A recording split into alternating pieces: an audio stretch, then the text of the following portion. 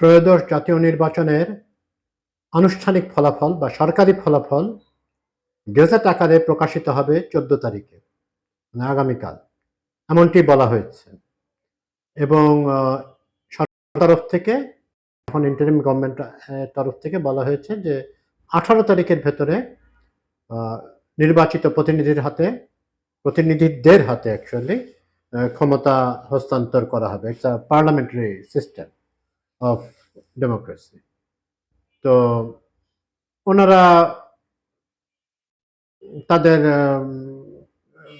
কথা যদি ঠিকঠাক থাকে তো ১৮ তারিখে বাংলাদেশ একটি নতুন সরকার পেতে যাচ্ছে এবং সেই সরকারে প্রধানমন্ত্রী হিসেবে দায়িত্ব পেতে যাচ্ছেন জনাব তারেক রহমান, যিনি বিএনপির যারা ২১২টি আসন পেয়ে, ২/৩ বেশি আসন পেয়ে যারা একটি ল্যান্ডস্লাইড ভিক্টরি পেয়েছে এবং জনতার রায় তারা পেয়ে গেছেন এবং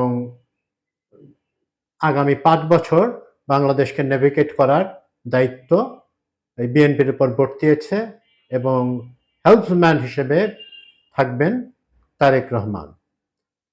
তো তারেক রহমানের যে ৫ বছর জন্য যে উনি দায়িত্বটা পেলেন, তো এটা একই সাথে মানে তার জন্য তার পারফরম্যান্স এভালুয়েশনটা জনতার জন্য এক হিসেবে ইজিও হতে পারে, অনেকে তাকে সহজ হিসেবে দেখছেন।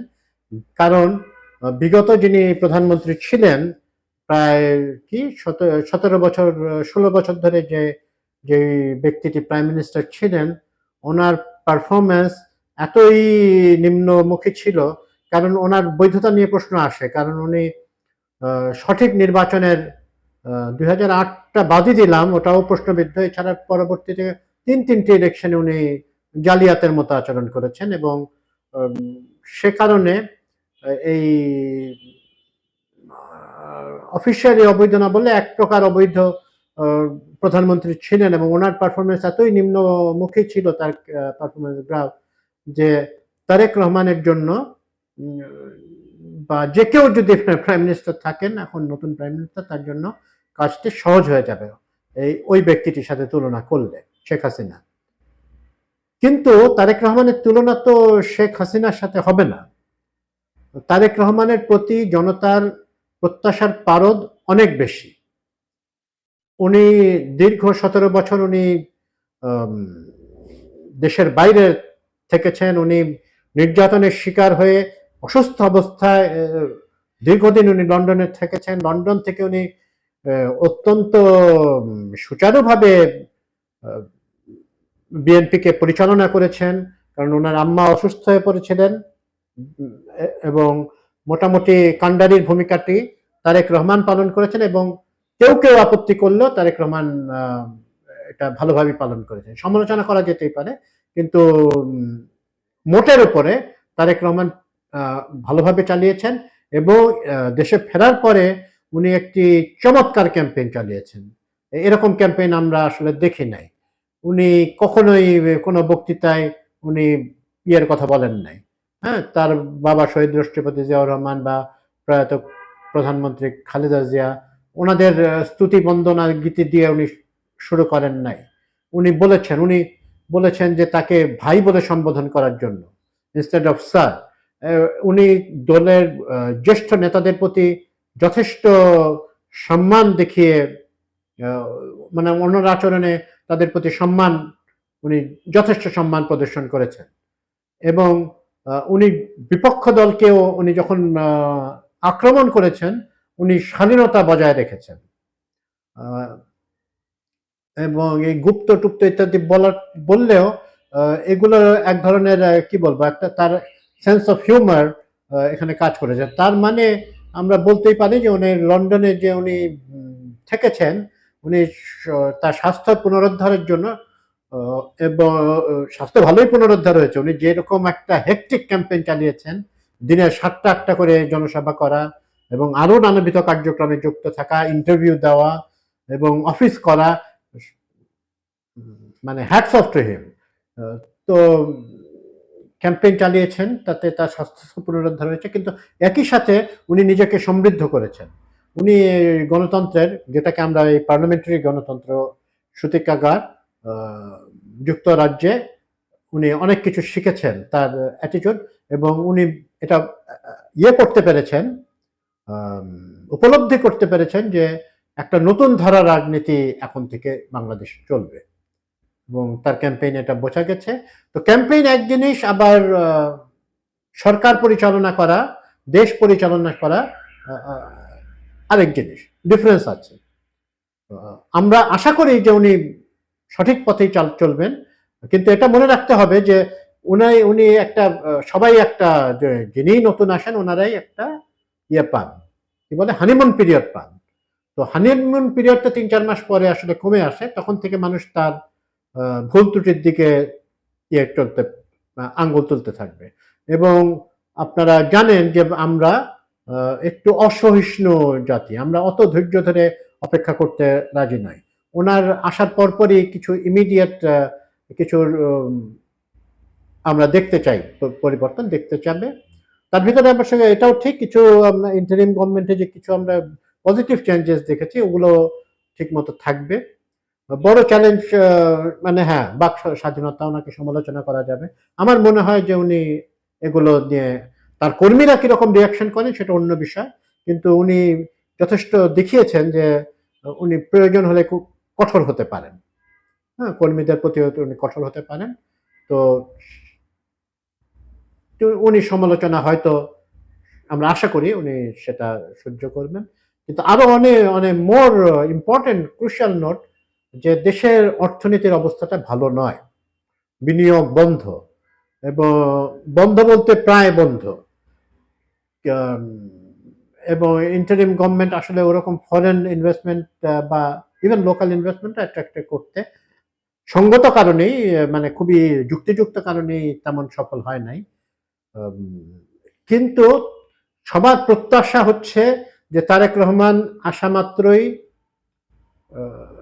ইনভেস্টমেন্টের বন্যা বয়ে যাবে, অন্তত এই ২-৩ মাসের ভিতরে প্রচুর ইনভেস্ট করা শুরু হবে মানুষের। এবং এই জন্য তারেক রহমানকে একটি পরিবেশ সৃষ্টি করতে হবে, ইনভেস্টর ফ্রেন্ডলি পরিবেশ সৃষ্টি করতে হবে। উনি নিশ্চয়ই একজন অর্থমন্ত্রী আসবেন, এবং বাণিজ্য মন্ত্রী, সবাই সাথে মিলে বসে উনি করতে হবে একটি সিন্ডিকেট। এটা ভাঙতে ইন্টারিমের গভর্নমেন্ট পারে নাই, সেখানে অনেকেই আশা করবেন যে এই যে বাণিজ্যিক যে ক্ষেত্রে যে সিন্ডিকেট, সেটা তারেক রহমান সফলভাবে এই সিন্ডিকেটটা ভাঙতে বা হ্যান্ডেল করতে পারবেন। শেয়ার বাজারের আপনারা জানেন যে খুবই নিম্নমুখী গ্রাফ, সেখান থেকে উঠে আসবে তারেক রহমানের পরে থেকেই আমরা, এবং সোমবার থেকেই, রোব সোমবার থেকে মানুষ আশা করবে যে ওইদিকে, হ্যাঁ, ইন্ডেক্সে একটা জাম্প আশা করবে। ব্যাংকগুলোর অবস্থা শোচনীয়, এটাতে ইন্টারিম অনেক চেষ্টা করেছে, মার্চ চার্জ ইত্যাদি করা হয়েছে, কিন্তু অনেকটাই নির্ভর করবে যে নির্বাচিত সরকারের দিকে প্রতি প্রত্যাশা আরো বেশি থাকবে। শেষের দিকে এটা সত্য কথা যে ইন্টারিম গভর্নমেন্টের দিকে প্রত্যাশার পারদটা একটু কমে গিয়েছিল। তো কিন্তু তারেক রহমানের ক্ষেত্রে সেটা হবে না, ওনার ৫ বছর ধরে ওনার প্রতি মানুষের প্রত্যাশা থাকবে, এবং উত্তরোত্তর বাড়তেও থাকে। এখনো খুবই হাই লেভেল অফ এক্সপেক্টেন্সি, তার এক্সপেকটেশন আর কি, রাদার ওনার ব্যাপারে উনি করবেন। তো সেখানে তার করতে হবে বিভিন্ন দেশের সাথে চুক্তিগুলো দেখতে হবে। বাংলাদেশের এই যে ডেট ক্লিয়ারিং, মানে ডেট সার্ভিসিং এর ক্ষেত্রে, মানে অর্থনীতিতে অনেক রকমের চ্যালেঞ্জের মুখোমুখি রয়েছে বর্তমানে। এই এই বর্তমানে বাংলাদেশ, সেখানে ওনাকে ইয়ে করতে হবে। তারেক রহমানের প্রতি আশা আছে, এবং ওনাকে ডেলিভার করতে হবে। ডেলিভার করাটা খুব সহজ হবে এমন না, হ্যাঁ, তো ডেলিভার করাটা মোটামুটি সহজসাধ্য কিছু না, কঠিনই হবে, কিন্তু ওনার করতে হবে। ওনার একটি বলিষ্ঠ পররাষ্ট্রনীতির কথা উনি সবসময় বলে আসছেন, বাংলাদেশকে প্রথমে রেখে কোনো দেশের মুখপক্ষী না হয়ে উনি বাংলাদেশের কথা বলেছেন। এই পররাষ্ট্রনীতির ক্ষেত্রেও তারেক রহমান একটি ভালো কিছু ডেলিভার করবেন। এই অবশ্যই হাসিনা সরকারের থেকে যে কোনো কিছুই ভালো। তো ইন্টারিম গভর্নমেন্টও মোটামুটি একটা শক্ত পররাষ্ট্রনীতি রেখেছিল। তারেক রহমানের ক্ষেত্রেও আমাদের যে সবার সাথে বন্ধুত্ব, কিন্তু সমতার ভিত্তিতে বন্ধুত্ব, আমরা আশা করি সেটা তারেক রহমান কে রাখতে হবে, মানুষের আশা সেদিকে। দ্রব্যমূল্যের অবস্থা গত রমজানে, মানে গত বছরের রমজানে দ্রব্যমূল্য মোটামুটি সহনীয় ছিল। তো এবার আসার পরপরই তো উনি তো একটা রোজার ভেতরে পড়বেন, ঈদ সামনে। তো এই সময় অনেক রকম মার্কেটে ম্যানিপুলেশন হয়, অনেক রকমের পারমিটেশন কম্বিনেশন ইত্যাদি নানা রকম ঝামেলা হয়, সেগুলোকে ওনার দেখতে হবে। তো এবং বেটার করতে হবে, এটা মানুষের আশা আকাঙ্ক্ষা, এরকম আকাঙ্ক্ষা। এবং উনি এসেই বলেছিলেন, বাংলাদেশে আসার পরে বলেছেন আই হ্যাভ এ প্ল্যান। তো he definitely has a plan to remedy the economic situation. Law and order, law and order আসলে আমাদের পুলিশের বারবারই আমরা 1.5 বছর ধরে শুনে আসছি পুলিশের মোরাল খারাপ, মোরাল খারাপ, মানে মোরাল ডাউন। তো এটার জন্য মিলিটারিকে থাকতে হয়েছে। এটা কখনোই আকাঙ্ক্ষিত নয় যে আর্মি পুলিশের দায়িত্ব পালন করবে ম্যাজিস্ট্রেসি পাওয়ার নিয়ে দিনের পর দিন, মাসের পর মাস, বছর ছাড়াই গেল। এটা অবাস্তব চিন্তা। কিন্তু একটা নির্বাচিত সরকার আসার পরে আমলাতন্ত্র এবং বিশেষত পুলিশের কথা বলছি, এটা তারা তাদেরকে ভালোভাবে তাদের মোরাল আপলিফটমেন্ট হবে বা করাতে হবে। এটাও তার তারেক রহমানের স্বরাষ্ট্রমন্ত্রীর প্রতি একটি চ্যালেঞ্জ থাকবে, দুরূহ চ্যালেঞ্জ, কিন্তু তার করতে হবে। এটা এটা ছাড়া ব্যত্যয় নাই। এই ল অ্যান্ড অর্ডার সিচুয়েশনে মানুষের নিরাপত্তা নিশ্চিত করা, এগুলো এগুলো হচ্ছে একেবারে বেসিক চাহিদা, সেগুলো করতে হবে। এখানে আমাদের স্ট্যাটিস্টিক্স আমরা শুনতে রাজি না যে মান্থ বাই মান্থ উনি যদি তুলনা করতে থাকেন ওই আগের গভর্নমেন্টের হাসিনা গভর্নমেন্টের সাথে তুলনা করে, ওইগুলো আসলে হবে না। ইভেন ইন্টারিমের সাথেও তার তুলনা করে হবে না, কারণ তার কাছে আশা অনেক বেশি মানুষের। আরো অনেক রকমের ব্যাপার আছে আমাদের, যানজট থেকে আরম্ভ করে, মানে বাংলাদেশের মতো দেশ পরিচালনা করার জন্য অত্যন্ত, মানে আবারও বলতে হচ্ছে ওই শব্দটাই, চ্যালেঞ্জিং একটি ব্যাপার এটা।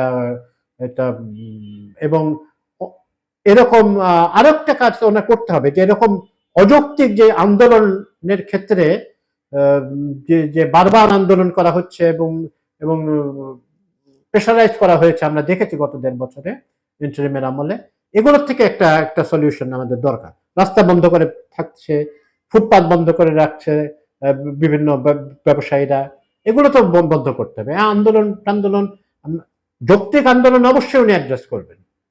হ্যাঁ, এটা এটা কোনো বলার অপেক্ষা রাখেন, অবশ্যই মানুষের অধিকার আছে, ফ্রিডম অফ স্পিচ এনশিওর করতে হবে, এটা তো কোনো বলার অপেক্ষাই রাখে না। কিন্তু এর আন্দোলনের নামে রাস্তা বন্ধ করে মানুষকে দুর্ভোগ পোহানো, রাষ্ট্রকে অনেক সময় শক্তি প্রয়োগ, যৌক্তিক আইনের ভিতরে থেকে বল প্রয়োগ করতে হয়, এবং তারেক রহমান ওই জনতুষ্টির জন্য এই বল প্রয়োগ থেকে রাখবেন, সেটা মনে করি, মানে বল প্রয়োগ থেকে নিজেকে বিরত রাখলে চলবে না, প্রয়োজনে বল প্রয়োগ করতে হবে এবং জনতুষ্টিমূলক সিদ্ধান্ত গুলো থেকে বেরিয়ে আসতে হবে। দেশের ভবিষ্যতের যেটা যেটা আমাদের পলিটিশিয়ানরা করে থাকেন, পপুলিস্ট ডিসিশন, ওগুলোর থেকে বেরিয়ে এসে উনি বাংলাদেশের ভবিষ্যতের উন্নতির জন্য যা যা করণীয় সেদিকে তার চিন্তা করতে হবে। এটা আপাত দৃষ্টিতে একটু অজনপ্রিয় হলেও মাঝে মাঝে সেই সরকারই ভালো সরকার আমাদেরকে এখানে এসে বলেছিলেন, মালয়েশিয়ার স্বনামধন্য যিনি রাষ্ট্রনায়ক মাহাথির মোহাম্মদ বলেছিলেন একটা বক্তৃতায়, যে সেই সরকারই ভালো সরকার, বা সেই রাষ্ট্রনায়কই একজন স্টেটসম্যান রাদার দ্যান সিম্পলি আ পলিটিশিয়ান, যে যিনি প্রয়োজনে অপ্রিয় সিদ্ধান্ত নিতে পারেন। আমরা আশা করব তারেক রহমান শুধুমাত্র একজন রাজনীতিবিদ থাকবেন না, উনি একজন সফল রাষ্ট্রনায়ক হবেন। ধন্যবাদ।